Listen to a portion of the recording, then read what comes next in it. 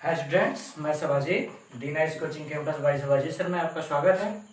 और जो नए स्टूडेंट हैं या ऐसे स्टूडेंट जिसने चैनल को सब्सक्राइब नहीं किया है वो लोग चैनल को सब्सक्राइब कर लें, जिससे आने वाली वीडियोस का पता आपको चलता रहेगा।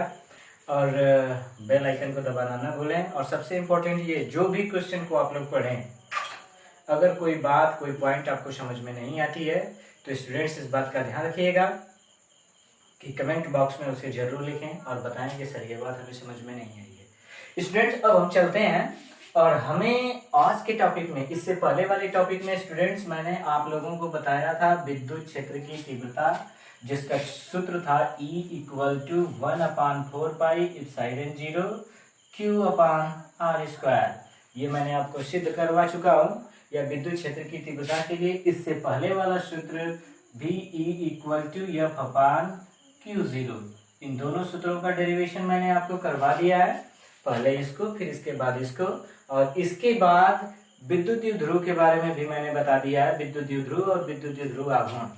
अब विद्युत द्विध्रुव आघूर्ण के कारण विद्युत क्षेत्र की तीव्रता की गणना करनी थी, हमें डेरिवेशन करके निकालना था स्टूडेंट्स। तो इसके लिए हम क्या करेंगे कि सबसे इम्पोर्टेंट ये बात है कि हम पहले जानेंगे, देखिए यहाँ पे लिखे हैं विद्युत द्विध्रुव के कारण विद्युत क्षेत्र की तीव्रता। और विद्युत द्विध्रुव के कारण विद्युत क्षेत्र की तीव्रता ज्ञात करने की मुख्यतः दो स्थितियां हैं, मुख्य रूप से। पहली अच्छी और दूसरी निरक्षीय स्थिति में। और उसके बाद किसी भी बिंदु पर विद्युत क्षेत्र की तीव्रता तीसरा प्रोसेस में भी बना सकते हैं, वो हमारा बनाया हुआ रूप है, लेकिन मुख्य रूप से दो स्थितियों में विद्युत क्षेत्र की तीव्रता को स्टूडेंट्स हम ज्ञात करते हैं। इसमें देखिए अच्छी स्थिति दो हो गया, जिसमें पहली स्थिति अच्छी स्थिति कहलाती है। तो सबसे पहले ये जानना जरूरी है कि अच्छी स्थिति और निरक्षीय स्थिति होती क्या है। तो सबसे पहले मैं वैद्युत द्विध्रुव बना दे रहा हूं। ये हमारा वैद्युत द्विध्रुव है। द्विध्रुव का मतलब परिमाण में बराबर परंतु दिशा में विपरीत, यानी ये -q आवेश और यहाँ पे +q आवेश, ये A और यहाँ पे B। और स्टूडेंट्स यहाँ पे मध्य बिंदु O होगा। और आपको बताया गया है कि द्विध्रुव के बीच की दूरी 2d होती है। बिंदु O से ये दूरी हमारी d और फिर ये दूरी d, दोनों मिला के 2d हो जाएगा। ठीक है स्टूडेंट्स, पूरा ये मान हमारा 2d। और फिर इसके बाद अब अच्छी स्थिति क्या होती है ये जानना है। तो सबसे पहले हम अच्छी रेखा के बारे में जानेंगे। विद्युत द्विध्रुव के अनुदिश खींची गई रेखा को, अनुदिश का मतलब उसी की दिशा में, अनुदिश खींची गई रेखा को अच्छी रेखा कहते हैं। विद्युत द्विध्रुव के अनुदिश खींची गई रेखा को अच्छी रेखा कहते हैं और यह स्थिति अच्छी स्थिति कहलाती है। और जब निरक्षीय स्टूडेंट आपसे पूछा जाएगा तो वही विद्युत द्विध्रुव के, अब ये मध्य बिंदु है, कि लंबवत खींची गई रेखा को निरक्षीय स्थिति कहते हैं। तो पहले हमें अच्छी स्थिति पढ़ना है। तो देखिए खींची गई रेखा है, मान लेते हैं कि ये बिंदु P है, ठीक है, ये बिंदु P है। और जहां पर जो मूल विद्युत द्विध्रुव के मध्य बिंदु से r दूरी पर स्थित है स्टूडेंट्स, जहां पर हमें विद्युत क्षेत्र की तीव्रता की गणना करनी है। अब स्टूडेंट्स ये देखते हैं कि अब बिंदु मतलब ये बिंदु A से, यानी -q आवेश के कारण जो बिंदु A पर है, ये अगर आपसे पूछा जाएगा कि ये दूरी कितनी है, तो इस दूरी को स्टूडेंट्स हम बताएंगे, यहाँ तक r है, r + d, तो ये हो जाएगा r + d, ये पूरी दूरी हो जाएगी। और अगर यही +q आवेश के कारण बोलेगा तो यहाँ तक पूरा r है स्टूडेंट्स, तो इसमें से d निकालना पड़ेगा, मतलब यहाँ से r - d होगा स्टूडेंट्स, इसका ध्यान रखिएगा। अब आपसे पूरा अच्छी स्थिति में अपनी विद्युत द्विध्रुव के कारण विद्युत क्षेत्र की तीव्रता की गणना करने जा रहे हैं। अच्छी स्थिति में देखो स्टूडेंट्स, लिखेंगे कैसे, लिखेंगे विद्युत द्विध्रुव के अनुदिश खींची गई, विद्युत द्विध्रुव के मध्य बिंदु के अनुदिश खींची गई रेखा को, विद्युत द्विध्रुव के अनुदिश खींची गई रेखा को अच्छी रेखा कहते हैं। और यह स्थिति अच्छी स्थिति कहलाती है।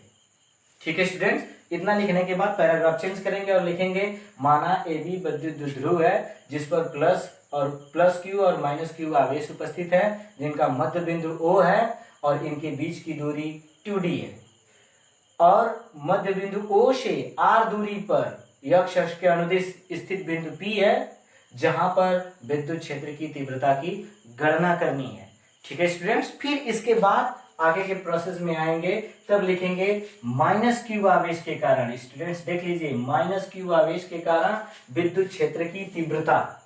अब यहां से तीव्रता E1 निकालेंगे। E1 बराबर 1/4 pi epsilon 0 1/4 pi epsilon 0 Q upon R square. अभी मैंने आपको बताया कि विद्युत क्षेत्र की तीव्रता का सूत्र होगा आपका, यहीं पे देख लीजिए। अभी बताया E बराबर 1/4 pi epsilon 0 Q upon R square. Students ये मैंने सिद्ध करवा दिया है। तो अब यहाँ पे Q अपान R स्क्वायर की जगह पे हमारा माइनस Q आवेश के कारण ये दूरी R प्लस D है, तो यहाँ पे लिख देंगे R प्लस D का होल स्क्वायर, और समीकरण नंबर 1 हो जाएगा स्टूडेंट्स। और फिर इसके बाद अब प्लस Q आवेश के कारण, देखिए प्लस Q आवेश के कारण विद्युत क्षेत्र की तीव्रता E2 इक्वल टू, यहाँ पे दूसरा है E2 इक्वल टू सेम उसी तरह से 1/4 पाई एप्सिलॉन 0 Q अपान, अब R का मान देखिए यहाँ पे ये दूरी है R माइनस D,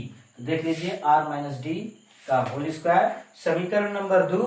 अब इसके बाद बनता है अब परिणामी विद्युत क्षेत्र की तीव्रता। तो परिणामी निकालने के लिए हम बड़े वाले मान में से छोटे वाले मान को घटा देंगे स्टूडेंट्स, और देखिए इसका हर माइनस में है, यानी ये हर छोटा है अर्थात ये वाला मान बड़ा होगा, और ये प्लस में है हर बड़ा है अर्थात ये पूरा मान छोटा होगा। तब यहां से देख लीजिए E equal to E2 minus E1। अब देखिए E equal to 1/4 pi epsilon 0 Q upon R minus D का होल स्क्वायर, समीकरण ये 2 था, माइनस समीकरण 1 को घटा रहे हैं, तो समीकरण 1 में देखिए 1/4 pi epsilon 0 Q upon R plus D का होल स्क्वायर। स्टूडेंट्स देखिए दोनों में कॉमन है, 1/4 pi epsilon 0 1/4 pi epsilon 0 Q इसमें भी है Q इसमें भी है, एक का गुणा कर देंगे अर्थात Q/4 पाई एप्सिलॉन 0 कॉमन कर सकते हैं। देखिए स्टूडेंट्स यहाँ पे E equal to Q/4 pi epsilon 0 हमने कॉमन कर लिया, तब अंदर बचा 1/R माइनस D का होल स्क्वायर। देख लीजिए 1/R माइनस D का whole square minus 1/R plus D का होल स्क्वायर, देख लीजिए माइनस 1/R प्लस D का होल स्क्वायर। स्टूडेंट्स हो गया। अब यहाँ पे हम तिर्यक गुणा करेंगे, यानी इसका गुणा यहाँ पे और इसका गुणा यहाँ पे, फिर इन दोनों का आपस में कर लेंगे। तो जब करेंगे तो देखिए ये प्लस बी के होल स्क्वायर पर है, तो A square plus B square plus 2ab, अर्थात जब इधर तिर्यक गुणा करेंगे तो ऊपर R square plus D square plus 2rd, ये वाला इस पे हो गया। अब माइनस चिन्ह के साथ माइनस यहाँ पे लगा दिया, फिर ये वाला मान ब्रैकेट में हमने निकाला, ए स्क्वायर का मतलब R square plus B square का मतलब डी स्क्वायर माइनस 2ab का मतलब माइनस 2rd। स्टूडेंट्स यहाँ पे हो गया माइनस 2rd। अब जब ब्रैकेट हटाएंगे तो ये सारा मैटर चिन्ह के साथ बदल जाएगा, तो देखिए R square plus D square plus 2rd जो कहते हैं। अब इसका माइनस का गुणा करेंगे तो माइनस आर स्क्वायर, प्लस में माइनस का होगा माइनस डी स्क्वायर, और फिर माइनस में माइनस का गुणा करेंगे तो प्लस 4rd। अब इसके बाद स्टूडेंट्स आर स्क्वायर प्लस में है और इधर आर स्क्वायर माइनस में है, फिर डी स्क्वायर प्लस में है डी स्क्वायर माइनस में है, कट जाएगा। अब 2rd और 2rd मिला के 4rd स्टूडेंट्स हो जाएगा, और E equals to Q/4 pi epsilon 0 into 4rd upon, अब देखिए a माइनस बी के होल स्क्वायर का ये सूत्र है, तो यहाँ पे हो जाएगा a square minus B square होता है, तो यहाँ पे देख लीजिए R square minus D square का होल स्क्वायर। ठीक है स्टूडेंट्स, इन दोनों का आपस में गुणा किए तो यहाँ भी हुआ है यहाँ भी हुआ है, अब यहाँ पे भी। अब देखिए 4rd जब हुआ स्टूडेंट्स तो इसमें से 2 को निकाल लेते हैं, तो यहाँ पे बचा 2, देखिए 2r इसमें से निकाल लिए तो बचा q बचा और इसमें से 2d बच गया। ठीक है, q इंटू 2d बच गया स्टूडेंट्स, इतना यहाँ पे है। और इसके बाद स्टूडेंट्स एक बात का ध्यान रखिएगा, जितनी बातें मैंने बताई शॉर्ट स्किन मार लीजिएगा, ताकि आपको शॉर्ट स्किन मारने के बाद आप एक बार प्रैक्टिस कर सकते हैं, क्योंकि यहाँ से मैं मिटाने जा रहा हूँ स्टूडेंट्स। तो यहाँ से मिटाने के बाद अब यहाँ पे आते हैं, आगे बढ़ते हैं, और यहाँ तक हमारा रहा 2RD। अब स्टूडेंट्स यहाँ पे जानेंगे इसके आगे, अब हम लिखेंगे चूंकि देखिए यहाँ पे है Q into 2D, Q into 2D का मान होता है P के मान के बराबर। विद्युत द्विध्रुव आघूर्ण की परिभाषा मैंने बताया है, दोनों आवेशों में से कोई एक आवेश और द्विध्रुव के बीच की दूरी के गुणनफल को द्विध्रुव आघूर्ण कहते हैं। P का मान है, तब स्टूडेंट्स यहाँ से होगा, तब E इक्वल्स टू हो जाएगा 1/4 पाई एप्सिलॉन 0। यहाँ तक पहुंच गए स्टूडेंट्स। अब यहाँ पे 2R अपनी जगह पे हो गया, और ये मान पूरा P हो गया, ये मान पूरा P के मान के बराबर हो जाएगा स्टूडेंट्स। तब ये हो जाएगा P, या ऐसे भी कर सकते हैं 2, ठीक है लिख देते हैं P इंटू 2R, या 2 का सामने गुणा भी करेंगे, ये हो सकता है 2PR अपान R square minus D square का होल स्क्वायर। ये बन सकता है स्टूडेंट्स हमारा अगला समीकरण, और समीकरण 2 ठो हम लोगों ने बनाया था। अब ये समीकरण नंबर 3 बना सकते हैं, इस पे हमारा सवाल लगेगा स्टूडेंट्स। अब आगे लिखेंगे यदि R इज, मतलब भाई R का मान D के मान से बहुत बड़ा है, मतलब R ग्रेटर देन, मोर के बहुत बड़ा है, किससे? D से, तब D को छोड़ने पर, बहुत छोटा है तो उस मान को छोड़ देते हैं, तब हो जाएगा E equals to 1/4 pi epsilon 0 2P into R upon, अब देखिए ये हाई तो पूरा छोड़ देंगे, तब ये हो जाएगा 2 दूना 4, गुणा करते समय 2 + 2 घात जुड़ती है, तो ये R के घाते 4 हो जाएगा, एक R से R कट जाएगा। E equals to 1/4 pi epsilon 0 2P upon R³। यही रहा स्टूडेंट्स विद्युत द्विध्रुव की अच्छी स्थिति में विद्युत क्षेत्र की तीव्रता। विद्युत द्विध्रुव के कारण अच्छी स्थिति में विद्युत क्षेत्र की तीव्रता, इसे नोट कर लीजिएगा स्टूडेंट्स। वीडियो को अच्छे से सुन लीजिएगा, और आज के लिए बस इतना ही स्टूडेंट्स। अगले पार्ट में मैं निरक्षीय स्थिति को लेके आऊंगा, इसे केवल आप प्रैक्टिस किए रहिएगा स्टूडेंट्स, रफ पेन लेकर के। और ये हमारा वीडियो कमेंट में भी बताइएगा कैसा लगा, जो बात समझ में नहीं आई है उसे भी कमेंट में लिखिएगा।